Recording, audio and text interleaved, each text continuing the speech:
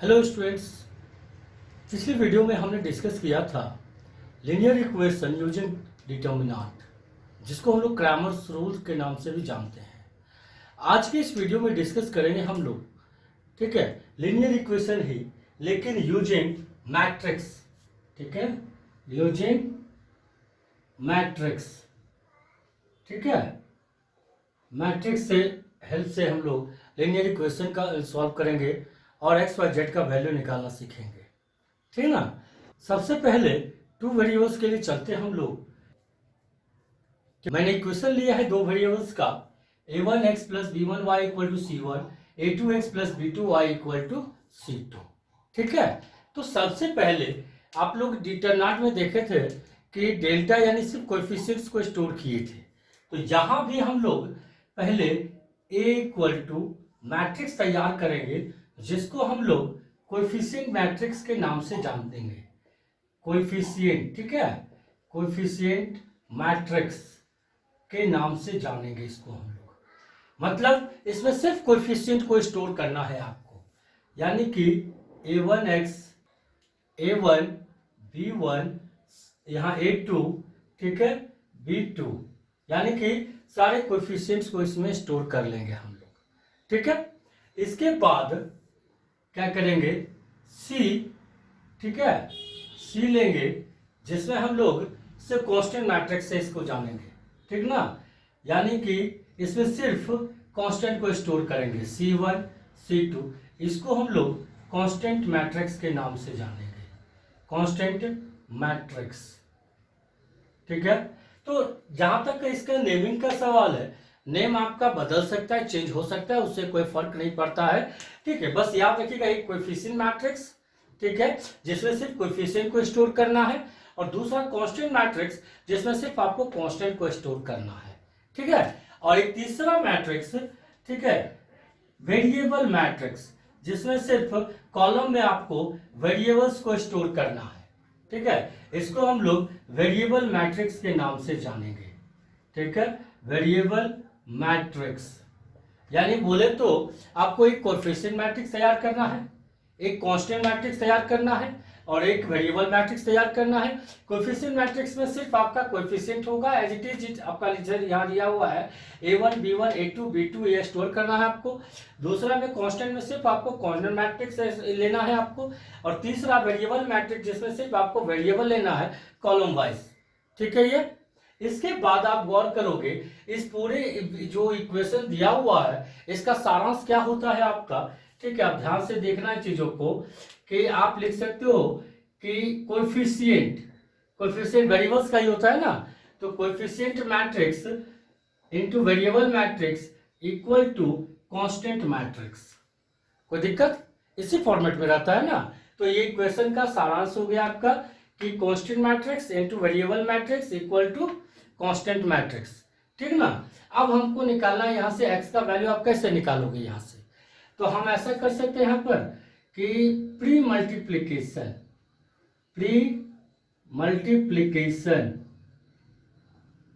Of a inverse two both side, ठीक है, to both side. अगर आप a इनवर्स मल्टीप्लाई करेंगे तो a inverse into a into x equal to a inverse into c, ठीक है। ये तो यहां पर प्री मल्टीप्लीकेशन, प्री आपको जोड़ना जरूरी है, ठीक है।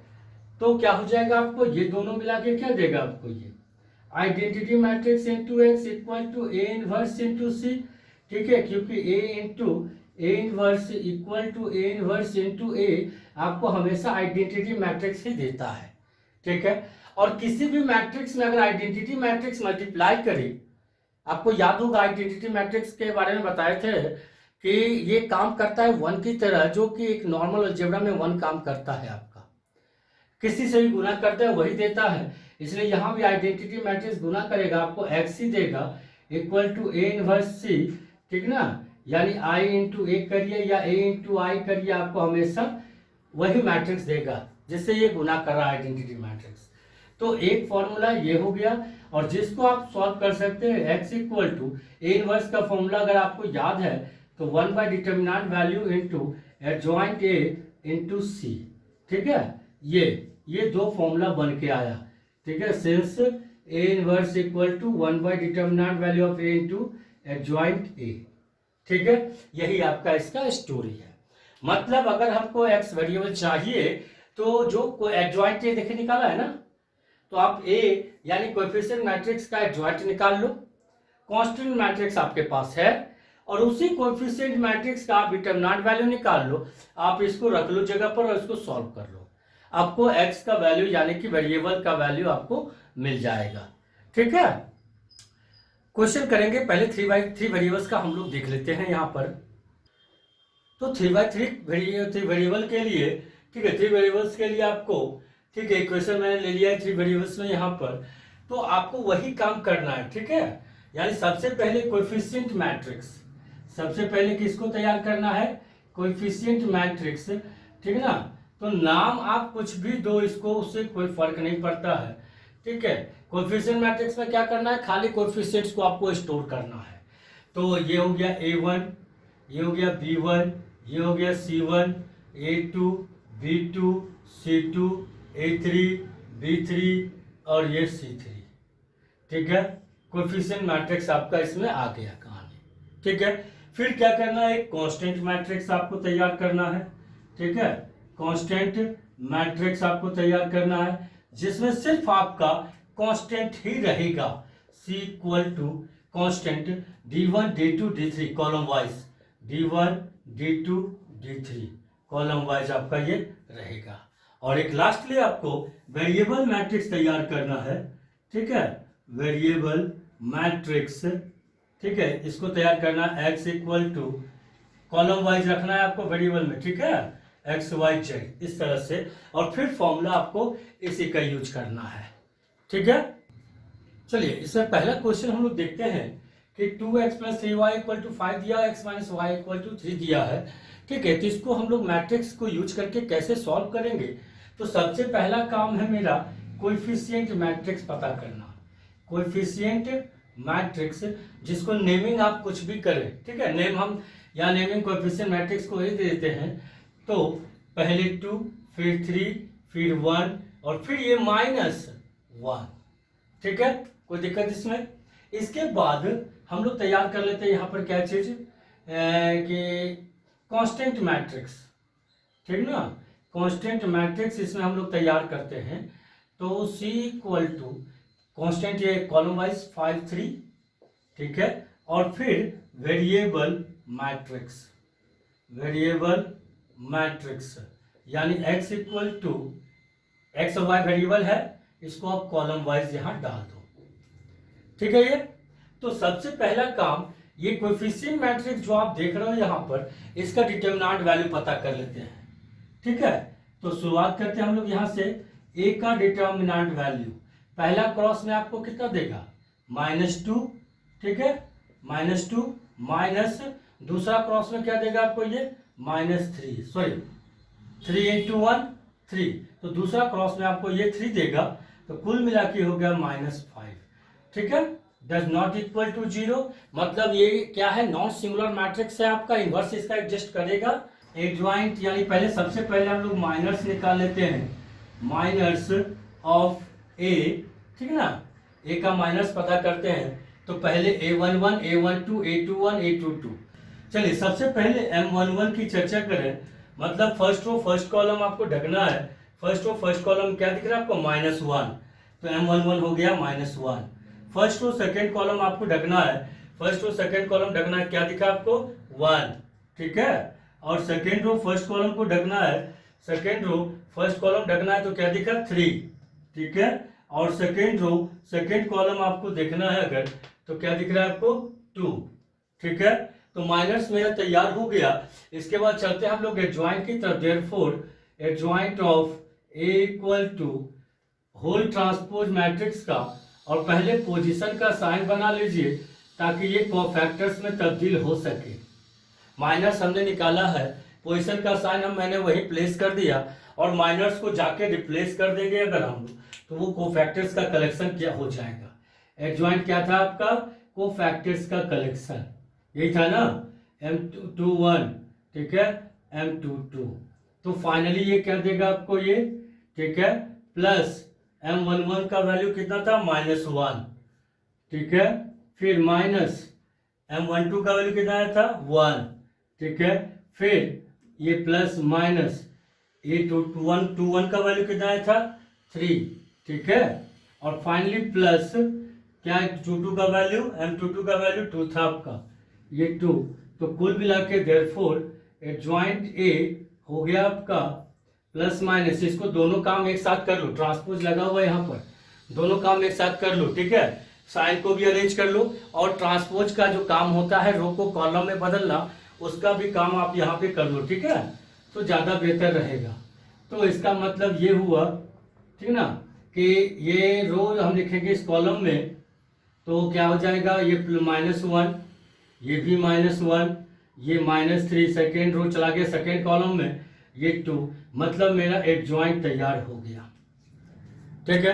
अब फॉर्मूला क्या था आपका कि here A x equal to A 1 by determinant value of A into adjoint A into constant matrix, यानी कि implies x equal to 1 by determinant value कितना मिला था आपको -5, ठीक है, एडजॉइंट ए कितना मिला आपको -1 -3 -1 2, और कांस्टेंट मैट्रिक्स कितना था आपका यहाँ पर, ठीक है, 5 3 कॉलम में 5 3। अब क्या करिए यहाँ पर 1 बाय -5, ठीक है, इम्प्लाइज एक्स इक्वल टू, अब इसका रो और इसका कॉलम आप मल्टीप्लाई कर लो, तो क्या होगा -5 1, ठीक है, -1 इंटू ये गुना करेगा इसके साथ और ये गुना करेगा इसके साथ, तो -1 इंटू 5 -5 प्लस, ठीक है, -3 इंटू 3 -9, ठीक है, फिर ये गुना करेगा आपको, ये जाएगा इसके साथ, तो -1 इंटू 5 -5 प्लस, ठीक है, और ये जाएगा 3 के साथ, यानी 2 इंटू 3 6, तो कुल मिला के हमको मिल गया, ठीक ना, 1 बाय -5, ठीक है, -5 -9 -40 -5 प्लस 6 क्या हो जाएगा ये 1, ठीक है। तो अब क्या करिए इम्प्लाइज वेरिएबल मैट्रिक्स भी आप यहाँ पे रिप्लेस कर दो x की जगह पर, ये x हो गया, ये y हो गया, ठीक है, और ये -5 अंदर लेके चले जाओ, तो पहले से डिवाइड किया तो 14/5 और इससे डिवाइड किया तो -1/5। अब ये मैट्रिक्स इक्वालिटी के फॉर्म में है, तो डायरेक्ट कंपेयर कर लो आप यहाँ पर, x इक्वल टू 14/5, ठीक है, एंड y इक्वल टू -1/5, यही आपका इसका आंसर हो गया, ठीक है। एक लास्ट क्वेश्चन इस पर लेते हैं हम लोग कि 3 वेरिएबल्स में x + 2y + 3z = 1, 2x + 3y + 2z = 2, 3x + 3y + 4z = 2, ठीक है। तो सबसे पहले कोएफिशिएंट मैट्रिक्स इसका आप तैयार कर लो, यानी a = 2, यानी खाली कोएफिशिएंट्स आपको इसमें स्टोर करना है, ठीक है ना, तो क्या हो जाएगा आपका ये 1, ठीक है, ये 2, ये 3, ठीक है, ये 2, ये 3, ये 2, ठीक है, फिर ये 3, फिर ये 3 और फिर ये 4 हो गया ये। उसके बाद क्या स्टोर करना है आपको, ठीक है, कांस्टेंट मैट्रिक्स, ठीक है, 1 to 1 1 to 1, और फिर क्या लेना है आपको वेरिएबल मैट्रिक्स, 3 वेरिएबल है आपके पास x y z, उसको आप कॉलम में डाल लो x y z, ठीक है, कोई दिक्कत। अब क्या करना है हमको, इसका पहले डिटरमिनेंट वैल्यू निकालना है, जिसका डिटरमिनेंट वैल्यू आप निकाल सकते हो यहाँ पर, तो क्या देगा आपको 1, इसको छोड़ दिए, इसको छोड़ दिए, 3 2 3 4, तो 3 4 जा 12, क्या देगा आपको ये 3 4 जा 12 -2 3 जा 6, ठीक है, फिर प्लस माइनस -2, ठीक है। अब इसका ये ढक लो और ये ढक लो, तो पहला क्रॉस में 2 4 जा 8 दिया आपको ये माइनस, ठीक है, और दूसरा क्रॉस में 2 3 जा 6 ये दिया आपको यहाँ पर, फिर फाइनली प्लस माइनस प्लस, ये प्लस का जगह है, प्लस एलिमेंट है 3 मेरा, फर्स्ट और थर्ड कॉलम ढक लिए, 2 3 जा 6 हो गया ये, माइनस फिर 3 3 जा 9 हो गया ये, और इसको जब आप सॉल्व करते हैं तो 12 - 6 कितना 6 × 1 6 देगा ये, फिर 8 - 6 कितना हो जाएगा आपका 2, ठीक है, 2 × -2 -2 -4 6 माइनस 9 कितना होगा, -3 इंटू 3 यानी कि -9, तो कितना मिला हो जाएगा ये, -4 -9 कितना होता है, -13 + 6 -7, जो डज नॉट इक्वल टू 0, मतलब नॉन सिंगुलर मैट्रिक्स है, यानी कि इसका एक्स वाई जेड एग्जिस्ट करेगा आपका। ठीक है, अब चलते हैं इसके ज्वाइंट पर। ठीक है ना, एक है ज्वाइंट निकालना है, लेकिन उससे पहले क्या निकालना होगा हमको, उसका माइनर्स निकालना होगा। ठीक है, तो माइनर्स अगर हम यहाँ चलते हैं निकालने के लिए माइनर्स, तो सबसे पहले M11 का, ठीक है, माइनर्स निकालने चलते हैं तो पहले M11 का फर्स्ट रो फर्स्ट कॉलम आप ढक लो यहाँ पर, तो 3 2 3 4 3 2 3 4, इसको सॉल्व करते हैं अगर आप लोग, तो कितना देगा सॉल्व करने पर आपको, ये 3 4 जा 12, पहला क्रॉस में 12 और दूसरा क्रॉस में 3 2 जा 6, यानी कि ये आपको 6 दिया। ठीक है, ये फिर आते हैं M12 पर। ठीक है, फर्स्ट रो सेकेंड कॉलम पर उसी तरह से फर्स्ट रो सेकेंड कॉलम आप बनाओ यहाँ पर, फर्स्ट रो सेकेंड कॉलम, तो 2 3 बचा, 2 4 बचा, 2 3 बचा और 2 4 बचा आपको। इसको आप सॉल्व करें तो 2 4 जा 8 माइनस 3 2 जा 6, यानी ये 2 दिया आपको। ठीक है, अब चलते हैं फर्स्ट रो थर्ड कॉलम की तरफ, फर्स्ट रो थर्ड कॉलम की तरफ चलते हैं। तो फर्स्ट रो थर्ड कॉलम में क्या देगा आपको, 2 3 3 3, ठीक है ना, 2 3 3 3। अब इसको सॉल्व करें तो पहला क्रॉस में 6 दिया माइनस और दूसरा क्रॉस में 9 दिया आपको, यानी कि -3। एक पार्ट कंप्लीट हो गया आपका ये। ठीक है,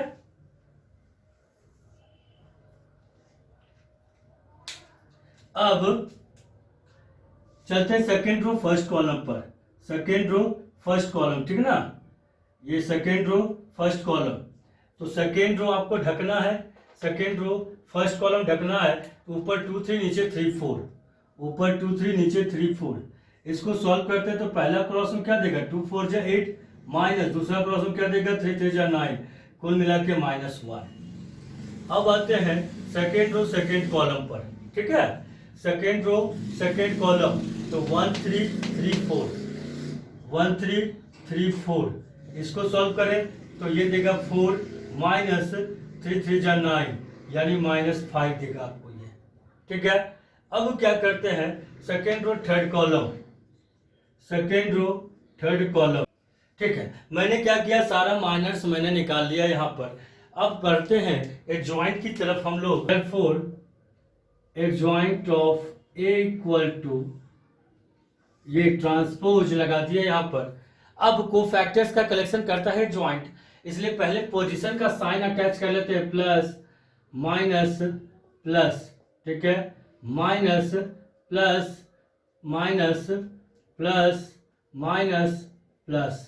ठीक है, अब सारे माइनर्स जो कॉरस्पॉन्डिंग पोजीशन पे बिलोंग करेंगे उनको आप प्लेस कर दीजिए। ठीक है, 1 1 के पोजीशन पे 6 प्लेस कर दीजिए यहाँ पर। ठीक है, ये 6 हो गया। 1 2 के पोजीशन पे 2 प्लेस करिए। ठीक है, 1 3 के पोजीशन पे -3 प्लेस करिए। ठीक है, फिर 2 1 के पोजीशन पे -1 प्लेस करिए। ठीक है, 2 2 के पोजीशन पे -5। ठीक है, और फिर 2 3 के पोजीशन पे -3 प्लेस करिए आप। ठीक है, 3 1 के पोजीशन पे -5, -5, 3 2 के पोजीशन पे -4।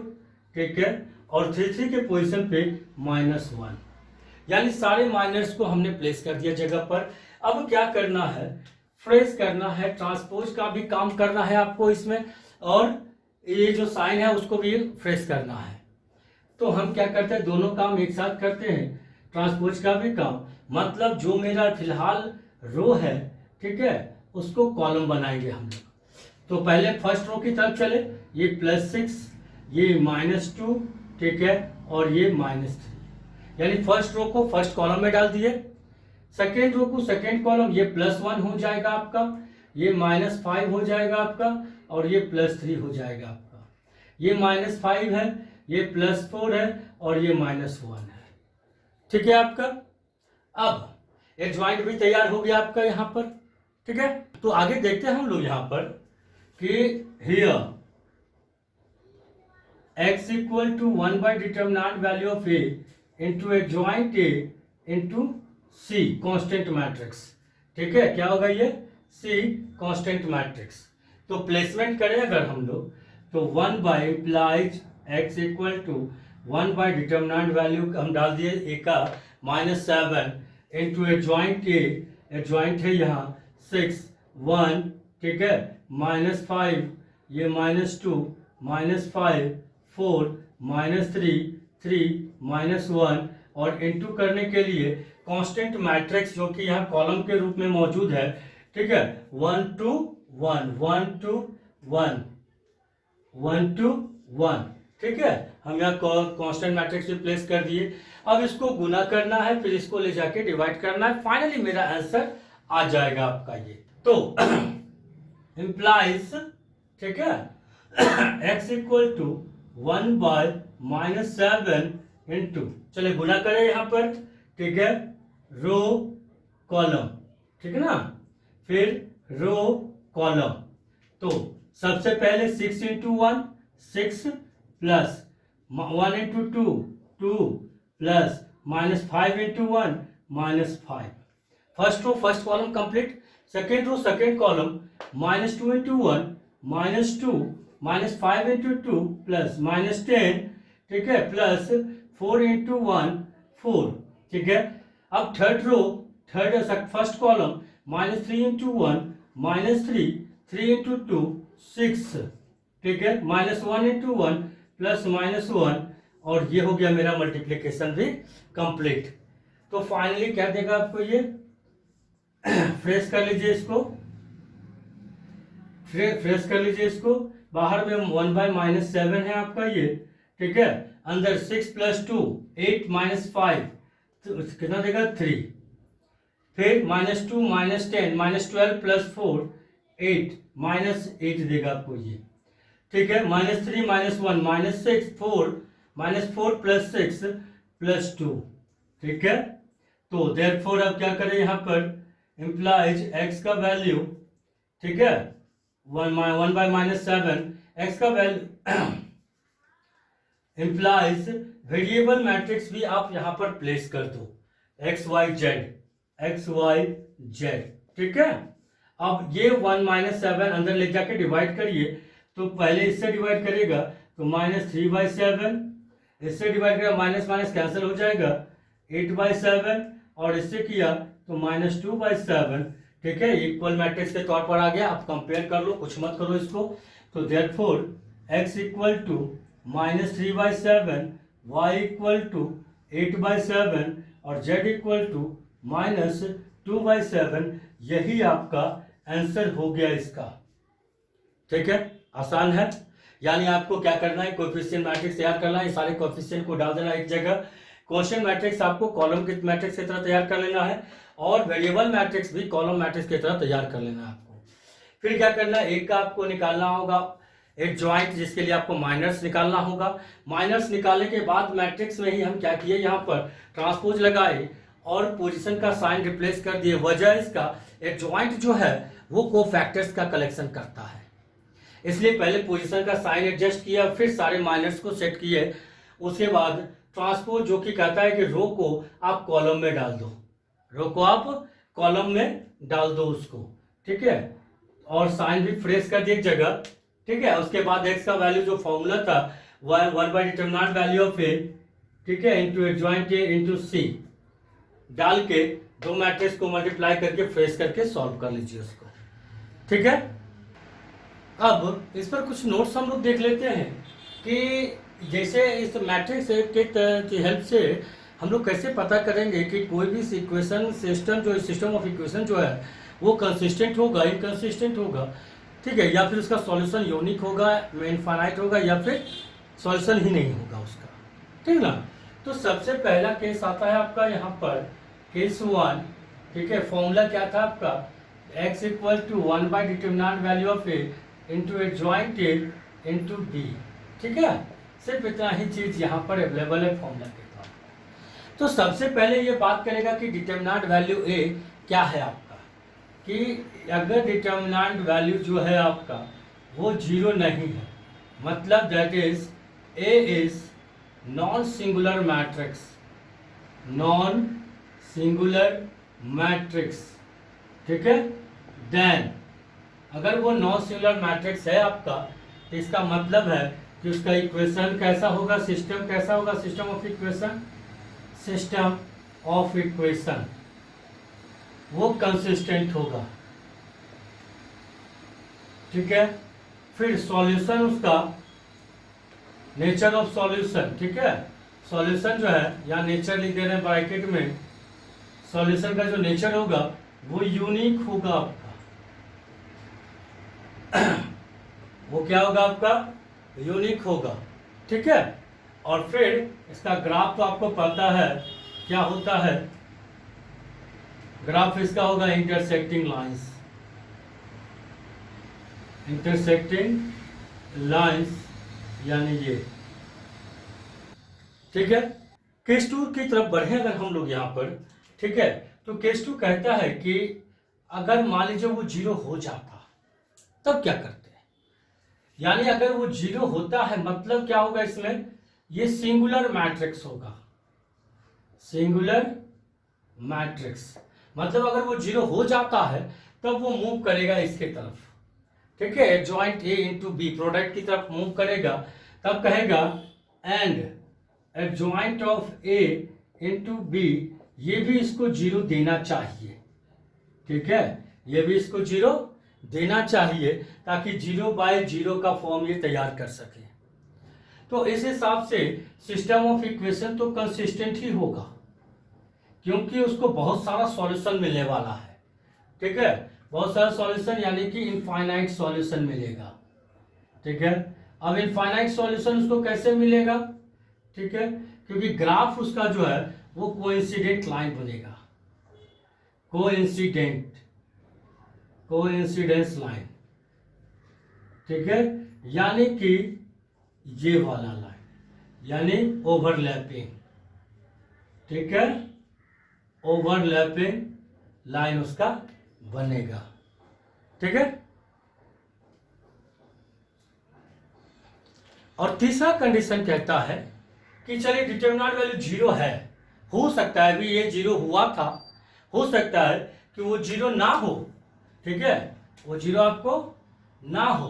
तीसरा केसेस, तो ये अगर जीरो ना हो, डिटरमिनेंट वैल्यू ए जीरो है, सिंगुलर मैट्रिक्स है, लेकिन प्रोडक्ट उसका जीरो, नल मैट्रिक्स आपका नहीं हुआ, तो ऐसे केसेस में एनीथिंग बाय जीरो ये क्या हो जाएगा, अनडिफाइंड हो जाएगा, मतलब उसका सॉल्यूशन एग्जिस्ट नहीं करेगा, और सॉल्यूशन अगर एग्जिस्ट नहीं करेगा तो सिस्टम ऑफ इक्वेशन जो है वो इनकंसिस्टेंट हो जाएगा, ठीक है, जो कहता है कि कोई भी सॉल्यूशन उसका एग्जिस्ट नहीं करेगा, और सॉल्यूशन जो है वो हो जाएगा नो सॉल्यूशन, ठीक है, नो सॉल्यूशन।